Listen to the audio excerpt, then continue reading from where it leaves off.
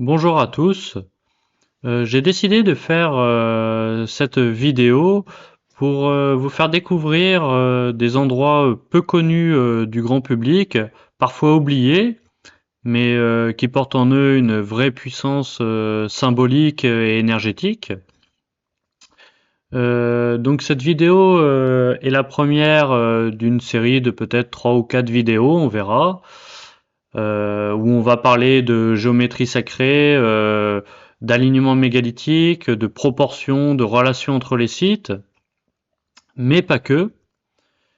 Donc aujourd'hui, on part à la découverte d'un lieu vraiment particulier qui se situe à Campbell. Donc c'est une petite commune en Ille-et-Vilaine, donc peu connue, mais chargée d'une intention très forte. Donc on va commencer. Donc la géométrie sacrée de Campbell en Ille-et-Vilaine. Et donc ici, on va parler de la première ligne.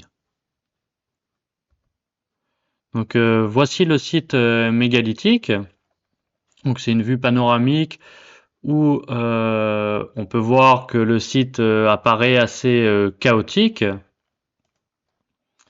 Donc Campbell, c'est une ancienne petite commune française qui est devenue commune déléguée du Val d'Anast en janvier 2017.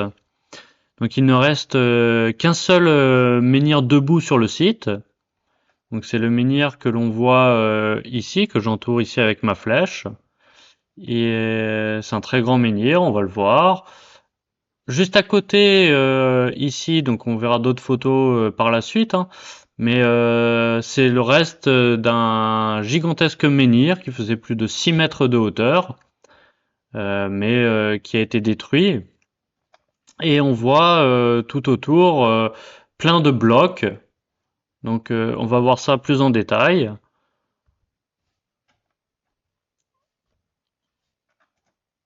Alors Campbell se situe donc en Bretagne, en Ille-et-Vilaine, juste ici, donc c'est plutôt au sud-ouest de Rennes. Donc ici sur cette photo, on peut voir qu'il y a un ancien moulin. Euh, le site est situé sur les hauteurs d'une colline, sur un point haut, un des points les plus hauts de Campbell. On voit ici en premier plan le pied d'un gigantesque menhir qui a été détruit, qui devait faire plus de 6 mètres de hauteur. Et on voit le seul menhir qui est encore debout derrière. Donc ce sont des menhirs en quartzite. Donc le seul menhir qui est resté miraculeusement debout présente une cassure ici. Et sa hauteur a été réduite suite à une tentative de débitage. Aujourd'hui, il mesure environ 3,90 m, mais sûrement qu'à l'origine, il devait faire environ 5 mètres de haut. Donc c'est un très grand menhir. Hop là, excusez-moi. Subsiste aussi le reste d'un autre menhir tout près de celui-ci, donc qui est jadis était un majestueux menhir de plus de 6 mètres. Donc on a là deux très grands menhirs, et donc malgré l'apparence chaotique du site mégalithique dans son ensemble, bah, il devait avoir une très grande importance.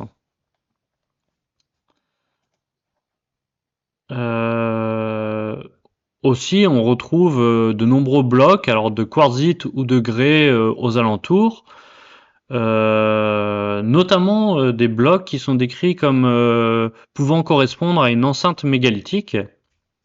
Alors par enceinte mégalithique, ça peut être un ancien quadrilatère, ou peut-être euh, ça me rappelle un petit peu les mégalithes, pour ceux qui connaissent, de Langon, qui se situe près de Redon, donc au sud de l'île-et-Vilaine. Et ces alignements sont en forme de cercle concentrique. Et il est possible qu'ici on retrouvait la même structure, Maintenant, le site est vraiment ruiné, donc c'est compliqué de se faire une idée vraiment de comment il était à l'origine, d'autant que comme il y a eu beaucoup de destruction et des débitages, beaucoup d'éléments, beaucoup de blocs ont été déplacés, ce qui n'est pas le cas ni du menhir qui reste encore debout, il est toujours à son emplacement d'origine, ni du grand menhir qui faisait 6 mètres à l'origine. Donc on voit d'autres blocs qui sont visibles également dans les talus. Donc je vous en présente quelques-uns en photo. On en voit un ici. On en voit plusieurs ici un peu recouverts par la végétation. D'autres ici. Voilà, donc il y a des petits blocs. Mais on retrouve également des gros blocs. Hein. Donc on voit qu'il y avait vraiment des très grands menhirs à cet emplacement. Alors le menhir qui est resté debout a la particularité d'avoir ces deux grandes faces parfaitement orientées sur l'axe est-ouest. Donc ici sur cette image, on voit le relevé. Donc on voit qu'on fait face, cette face-là du menhir fait face à l'ouest, donc à 270 degrés, et l'autre face ici à 90 degrés. Donc ça correspond évidemment au lever de soleil vers à l'équinoxe de printemps ou d'automne, ou dans l'autre sens vers l'ouest au coucher de soleil.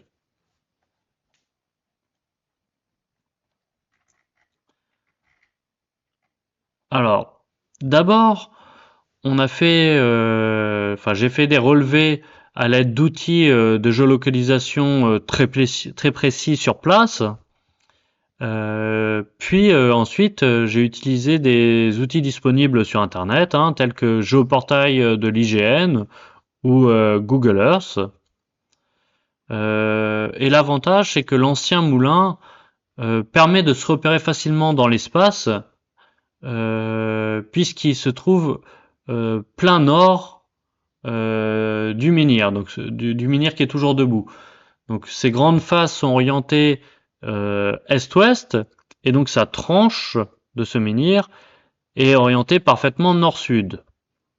Donc comme on peut le voir sur cette image. Vous voyez, on voit le moulin ici qui est plein nord du menhir. Et ça m'a permis de repérer plus facilement sur les photographies aériennes, sur les logiciels géospatiaux, voilà, pour retrouver son emplacement précis. Et cette orientation vers le lever de soleil au moment des équinoxes m'a donné envie tout simplement de tracer cet axe pour voir si cela visait un endroit particulier. Alors au début, je cherchais à faire correspondre cet axe avec un élément du paysage, par exemple une colline ou quelque chose. Mais je me suis rendu compte de quelque chose de très particulier, et ça je vais vous le montrer via Google Earth. Donc nous voici sur le logiciel Google Earth. Donc on voit Campbell ici, et on va aller voir le menhir de Campbell. Alors, excusez-moi pour la mauvaise qualité de cette image satellite, mais j'ai dû revenir un petit peu en arrière dans le temps pour retrouver une image où on voit moins de végétation. Ce qui m'a permis de repérer facilement le moulin, qu'on le voit juste ici. Et donc, grâce à mes relevés sur place de géolocalisation, j'ai pu placer le menhir ici. Donc, je vais le pointer et je vais tracer un axe est-ouest et regarder ce que j'ai découvert. Donc si je prolonge, alors vous voyez là j'arrive à 46 km, donc j'ai prolongé très loin cette ligne. J'arrive à un point ici. Et pour ceux qui connaissent, peut-être qu'ils ont repéré, il s'agit en fait de la chambre du fond du dolmen de la Roche-aux-Fées à Essé. Donc vous voyez ici, il y a le petit parking sur lequel on peut se garer. Ici, c'est la maison des mégalithes. Et ensuite, on doit marcher le long de ce chemin. Hop, et ici, on arrive face au dolmen. Donc le dolmen qui se trouve sous ces arbres ici. Et la chambre du fond se trouve ici. Et regardez, on est à 90,02 degrés. Donc on est exactement plein est du menhir de Campbell, à 2 centièmes de degré près sur 46 km. Donc autant dire que c'est absolument parfait. Donc, je vais revenir à ma présentation. Donc on voit que cette ligne vise exactement le dolmen de la Roche-aux-Fées, donc situé en Essé, toujours en Ille-et-Vilaine, avec un azimut donc de 90 degrés. Donc le jour de l'équinoxe, lorsque nous nous trouvons dos au menhir, alors le menhir qui est toujours debout, je ne l'ai pas nommé, mais il se nomme le menhir de la Lande du Rocher. Donc lorsqu'on se trouve dos au menhir de la Lande du Rocher, le soleil se lève exactement vers le plus grand dolmen de France, le dolmen de la Roche-aux-Fées, et l'un des mieux préservés d'Europe. Donc ici, c'est mon image satellite, avec la ligne que j'ai tracée. Voilà, donc ici, j'ai reculé aussi l'image de la Roche-aux-Fées pour pouvoir apercevoir sous la végétation la Roche-aux-Fées, que l'on voit ici. Et donc, on voit que ma ligne vise la dalle de chevet, enfin la dernière dalle du monument d'Essé. Alors la Roche-aux-Fées, c'est ce dolmen-là. Vous voyez le gigantisme de ce dolmen. Un couloir qui fait, je crois qu'il mesure en longueur environ 18 ou 19 mètres. 4 mètres 20 de largeur sans l'épaisseur des pierres. Voilà, et on peut se tenir parfaitement debout à l'intérieur. Donc un gigantesque menhir que j'ai présenté déjà dans différentes conférences et notamment dans mon livre qui s'intitule La Roche-aux-Fées et son architecture sacrée en Essé. Voilà, donc qui est toujours disponible sur mon site internet ou sur toutes les librairies en ligne. Alors ici c'est la même chose, mais à partir d'une carte IGN. Donc on voit sur la carte IGN ici l'ancien moulin, c'est le petit point noir ici. Et ici ils ont représenté le site mégalithique par un menhir.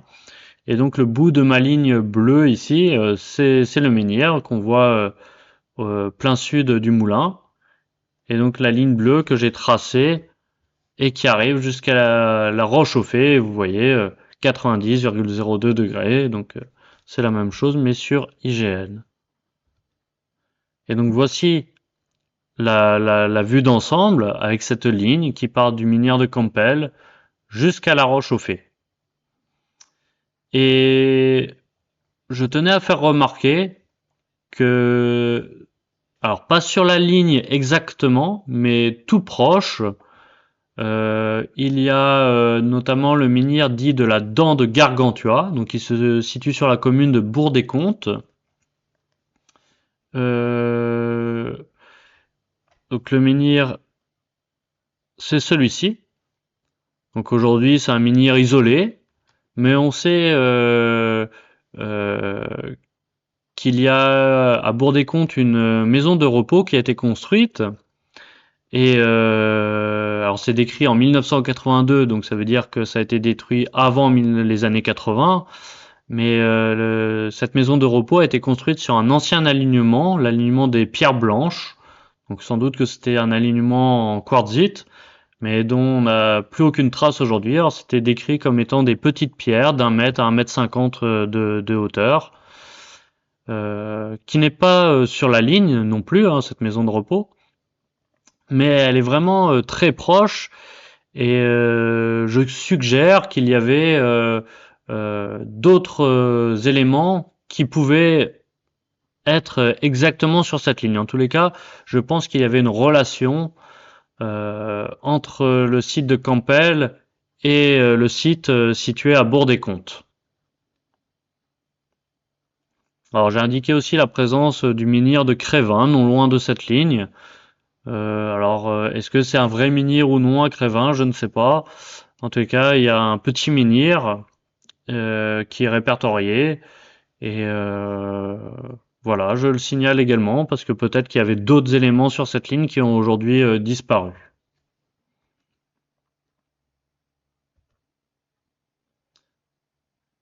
Alors maintenant, on va passer à la deuxième partie, une seconde ligne.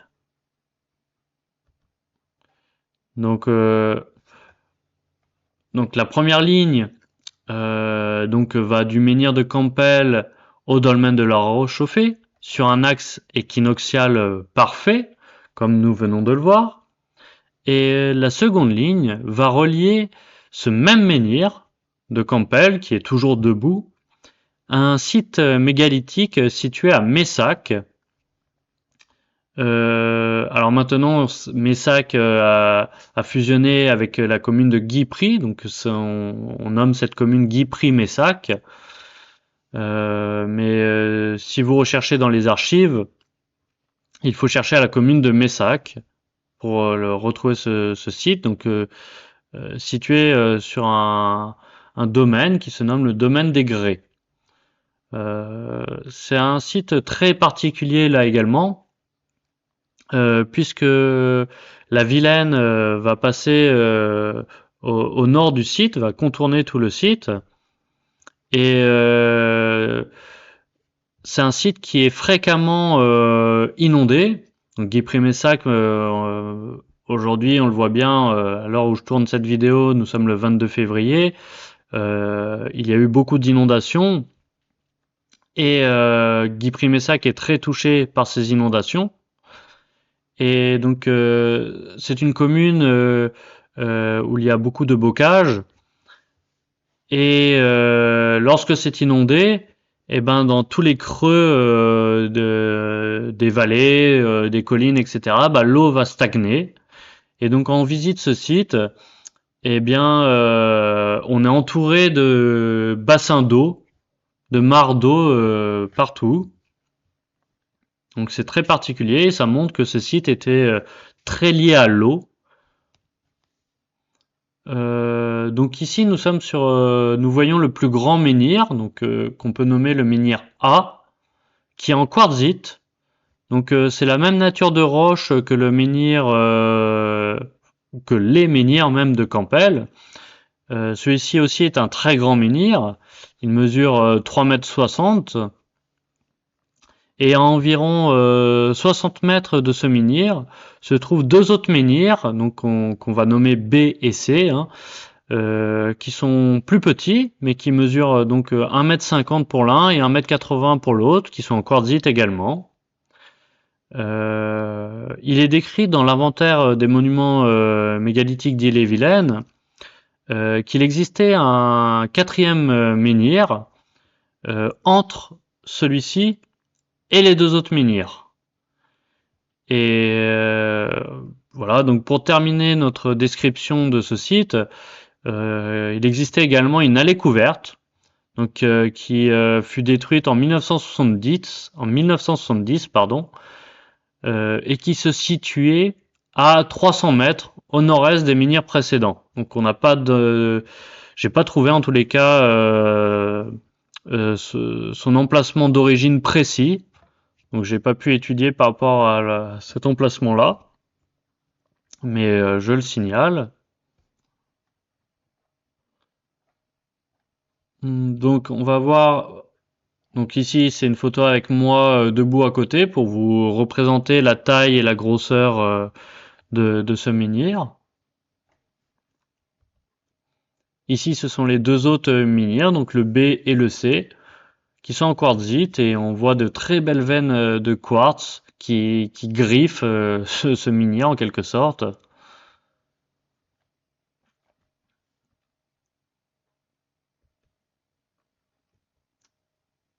Et donc, j'ai décidé de tracer une ligne depuis le menhir de Campbell jusqu'à cet endroit pour essayer de voir s'il y avait une relation entre ces deux sites. Et là encore, la précision du tracé de cette ligne est stupéfiante, puisque sur Google Earth, la direction de cette ligne est donnée à, on le voit ici, c'est entouré en rouge, 126,87 degrés, donc par rapport au nord géographique. Donc je rappelle que l'azimut, donc la direction, c'est l'angle qui est donné par rapport au nord géographique. Donc 90 degrés, c'est l'est, 180 degrés, c'est le sud, 270 degrés, c'est l'ouest, et donc ensuite 360 degrés ou 0 degrés, c'est le nord. Donc ici on a 126,87 degrés par rapport au nord géographique, et donc pour connaître cette orientation par rapport à l'axe est-ouest, on effectue un petit calcul. On fait 126,87 degrés moins les 90 degrés, et ça nous donne 36,87 degrés. Et 36,87 degrés, c'est l'angle aigu d'un triangle de Pythagore, le premier triangle de Pythagore, le triangle 3, 4, 5. Et donc on voit 3 sur le côté nord-sud, 4 sur le côté est-ouest, et le côté 5, donc qui relie le menhir de Campbell au menhir d'Aigré. Cependant, donc ici j'ai zoomé où arrive exactement ma ligne. Vous voyez, ma ligne donc j'ai pointé ici le menhir A et ici le menhir B avec le menhir C qui est juste à côté. Et vous voyez, ma ligne ne tombe pas exactement sur l'un de ces menhirs. Elle tombe un peu entre et proche du menhir A. Et donc ça c'est particulier, d'autant qu'il est décrit un quatrième menhir qui aujourd'hui a disparu, qui aurait été photographié dans les années 80, brisé en plusieurs morceaux. C'est comme ça que c'est décrit dans l'inventaire des monuments mégalithiques. Mais j'ai fait ma petite investigation sur place, et il se trouve qu'exactement sur cet axe, sur cette ligne, j'ai retrouvé le menhir. Donc grâce à la géométrie, grâce à cette ligne qui suit la pente d'un triangle 3, 4, 5, j'ai pu redécouvrir ce menhir ou un morceau de ce menhir, je ne sais pas. Alors c'est pas évident de le trouver, j'ai eu un peu de chance, puisque comme je vous ai dit, il y a beaucoup d'eau, et il se trouve en contrebas du chemin, donc il a fallu descendre un petit peu sur une pente, et l'eau était assez basse à ce moment-là. Alors il faut surtout pas visiter le site mégalithique à l'heure où je tourne cette vidéo, parce que malheureusement il y a beaucoup d'inondations, donc ça peut être dangereux. Je sais même pas, je pense qu'il est même complètement inaccessible. Mais toujours est-il qu'en descendant un petit peu et en débroussaillant un peu, j'ai découvert cette pierre. Voilà, donc la géométrie m'a permis de découvrir un menhir. Et donc j'ai pu placer ici, vous voyez, l'emplacement exact du menhir que j'ai nommé menhir inconnu. Voilà. Donc là encore, il y a une relation géométrique entre Campbell et ce site.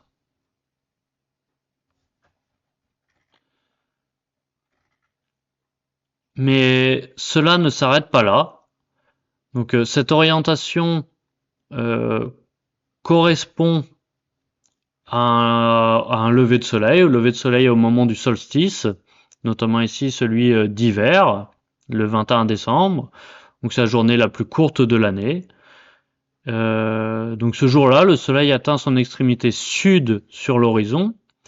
Et donc c'est à partir du solstice d'hiver que les jours se rallongent et au fur et à mesure, le soleil remonte vers le nord lors de ses levées pour revenir à notre point de départ, donc qui est le tracé équinoxial qui vise la roche chauffée autour du 21 mars.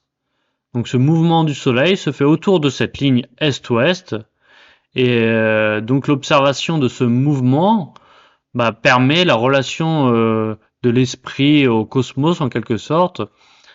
Et ces relations géométriques permettent donc de relier l'espace-temps et confèrent une nature sacrée à ce lieu et à ses monuments. Alors maintenant, je me suis également intéressé à un site particulier, au lieu-dit le Clédy, toujours sur la commune de Messac. Et donc on va voir une troisième ligne.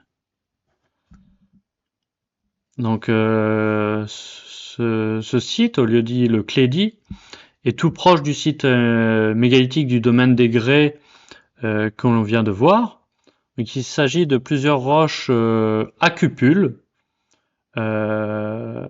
dont une qui est inaccessible dans la Vilaine, enfin inaccessible sauf peut-être en kayak ou voilà. Et donc ces roches ont la particularité de présenter plusieurs cupules. Alors, des cupules, ce sont des petites dépressions circulaires ou légèrement ovales qui ont été creusées intentionnellement par percussion. Ce ne sont pas des formes naturelles. On les trouve énormément sur tous les mégalithes, mais pas que. On les retrouve sur des rochers naturels ou des affleurements. On peut en retrouver sur des dalles de couverture, sur des orthostates, sur des dolmens, parfois sur des menhirs isolés, parfois sur des menhirs en alignement. On en retrouve également dans les pierres dressées en forme de cromlech. Donc il y a beaucoup d'interprétations autour de ces cupules. Alors plusieurs interprétations, plusieurs hypothèses sur leur signification et leur fonction. Donc je vous en livre quelques-unes. Donc il y a des hypothèses symboliques, religieuses, liées à des rituels ou à la spiritualité. Pour certains, ce sont des marques liées à l'eau pour créer ces petits creusements afin de collecter l'eau de pluie pour faire des rituels ou voilà. Bon, j'ai entendu aussi que ça pouvait être des enregistrements symboliques liés au décès. Bon, quand une personne décédée, on faisait cette cupule. Bon, voilà. Donc, il y a plusieurs hypothèses comme ça, plus ou moins sérieuses. L'hypothèse qui me paraît moi la plus sérieuse, c'est une fonction cosmologique et astronomique. Où on pouvait représenter des étoiles, des constellations, faire une sorte de carte céleste sur les pierres. Alors une autre fonction, c'est qu'ils pouvaient être aussi des marqueurs solaires ou lunaires pour représenter les différentes phases de lune. Il me semble également que le professeur Alexander Thom parlait d'outils de mesure de codage à travers ces cupules où il avait retrouvé son unité de mesure du yard mégalithique. Donc voilà, il y a plusieurs hypothèses possibles. Donc on les voit ici, donc j'en ai entouré quelques-unes avec des cercles rouges. On en voit d'autres ici, ici et d'autres ici, voilà. Donc, ce sont vraiment ces pierres qui semblent être des pierres naturelles, situées en bordure ou dans la Vilaine.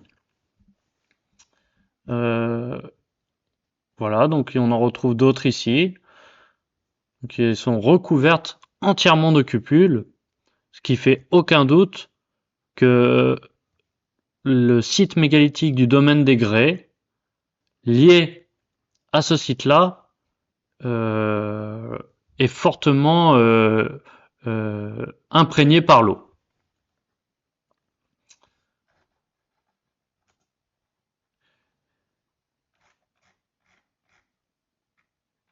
Et donc, j'ai tracé une troisième ligne qui relie le menhir des Grès, donc que j'ai nommé le menhir des Grès C, à ces roches. Donc, voici la ligne qui part du menhir C jusqu'à mes roches à cupules ici. Donc la ligne part on voit les deux menhirs ici, donc il y a le B et le C. Donc vous voyez, j'ai placé ma ligne sur la base du menhir C ici. Et ma ligne rejoint donc les roches à cupules alors, numéro 1, celles qui sont le plus au nord là. Et cet axe est de 71,56 degrés par rapport au nord géographique. Et donc 71,56 degrés, ce n'est pas n'importe quoi comme angle non plus. Donc pour connaître cette orientation par rapport à l'axe est-ouest, je procède comme tout à l'heure, je soustrais cette fois-ci 71,56 degrés à 90 degrés, et ça me donne 18,44 degrés. Or cette orientation, encore une fois, ne tient pas du hasard, puisqu'en effet elle va correspondre à la pente d'un rectangle de rapport 1 sur 3, un triple carré, donc positionné sur les axes cardinaux, que voici, que j'ai tracé ici en vert. Et donc cette direction correspond à un lever de soleil également. Ça correspond au lever de soleil le 21 avril, donc 30 jours après l'équinoxe de printemps. Et cette date, en fait, marque le début du signe du taureau. Et en fait, cette direction, c'est exactement la même que les fils d'alignement de Karnak sur la section ouest du Mennec, comme l'a découvert Howard Crowhurst. Et ainsi, on découvre une manière, encore une fois, de diviser l'année selon un calendrier astrogéométrique. Et on découvre que ce lieu favorise l'harmonisation de l'espace-temps selon des normes esthétiques établies par la géométrie. Et voilà donc ce qu'est en réalité la géométrie sacrée. Donc voilà pour cette première vidéo. Donc merci de l'avoir regardé jusqu'au bout. J'espère que ce lieu discret vous a autant intrigué que moi et que vous avez ressenti un peu cette énergie particulière qu'on y retrouve encore aujourd'hui. Et donc on se retrouve très bientôt pour la prochaine vidéo. À très vite.